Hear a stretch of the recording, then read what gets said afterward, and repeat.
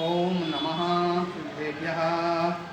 1008 श्री पापनाथ भगवान की जय। आचार्य गुरुवराज स्वामी महाराज की जय। अहिंसामय विश्व धर्म की जय। प्यारे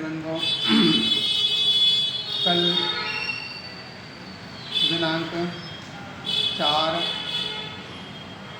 जुलाई 2024 प्रातः 2:30 बजे आचार्य गुरुदेव वराज स्वामी महाराज का समाधि मरण हुआ। उसका जानकारी लगभग 3:30 बजे प्राप्त हुई। तब सुन करके मन में ऐसा लगा कि जैसे संसार में चल रहा जो सूर्य है वह अस्त हो गया हो। है सूर्य का प्रकाश तो एकमात्र खुले स्थान पर अपना प्रभाव दिखाता है, किंतु सूर्य आचार्य विराग स्वामी महाराज का प्रकाश अंधकार के साथ खुले और अंदर सभी स्थान पर प्रकाश दे रहा था। ऐसा वह सूर्य का प्रकाश अस्ताचल की ओर बढ़ गया। और सबसे बड़ी विशेषता कि यह बात सभी जानते हैं, निश्चित है आयु कर्म को कोई कभी टाल सकता नहीं है।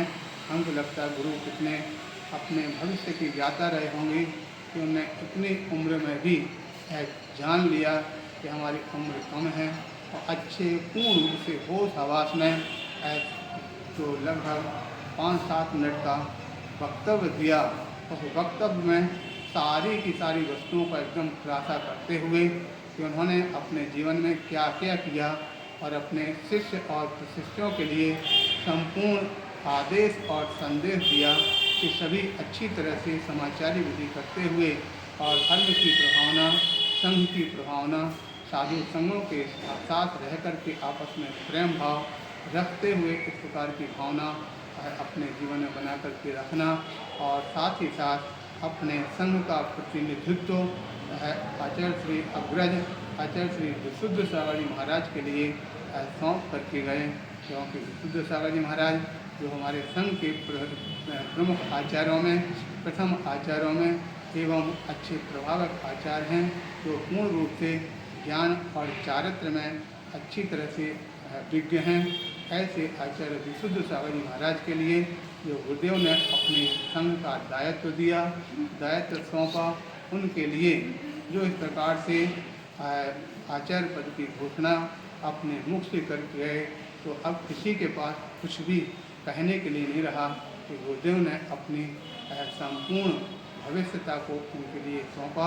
और रही बात विशुद्ध सागर जी, तो विशुद्ध सागर जी तो संपूर्ण भारत देश में ही नहीं पूरे विश्व में जो भी व्यक्ति उनके सानिध्य में एक बार आ गया और नहीं भी आ गया, जिन्होंने भी उनके बारे में सुन लिया, निश्चित रूप से विशुद्ध सागर जी अपने आप में एक प्रखर वक्ता की बात कहें, चारित्र के धनी कह दें, अथवा सभी प्रकार से निष्णात गुणों में हैं।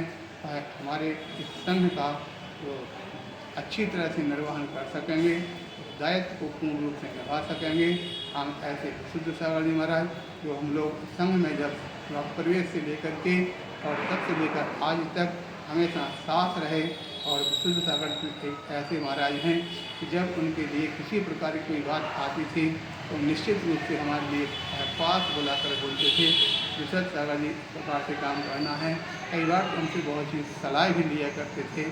ऐसे विशुद्ध सागर जी महाराज हमको लगता है जो गुरुदेव के जो गुण हैं लगभग कुछ उनके अंदर भी झलकते हैं। जैसा कि गुरुदेव ने जब भी कोई काम अपना संघ का करते थे, संघ के अग्रज साधुओं को बैठा करके और सबसे सलाह लेकर के सबके बीच में मीटिंग करने के पश्चात ही कार्य करते थे। उसी प्रकार की कुछ गुण हमारे आचार्य विशुद्ध सागर जी महाराज के हैं। जब वह कोई अपने किसी चीज़ को निर्णय करते हैं तो वरिष्ठ साधुओं को साथ में लेकर के उनसे सलाह लेकर के आगे काम करते हैं। आगे भी हमको लगता है इसी प्रकार से कार्य करेंगे। ऐसे हमारे अग्रज विशुद्ध सागर जी को एक उत्तरदायित्व गुरुदेव का पट्ट शिष्य उनके लिए इसको निर्धारित किया, तो अपने आप में बहुत अच्छा सराहनीय है। हम इसकी अनुमोदना करते हैं और ये भावना भाते हैं कि जब तक भारत देश में सूरज चांद रहे तब तक गुरुदेव की प्रभावना निरंतर सूर्य के प्रकाश की भांति निरंतर फैलती रहे।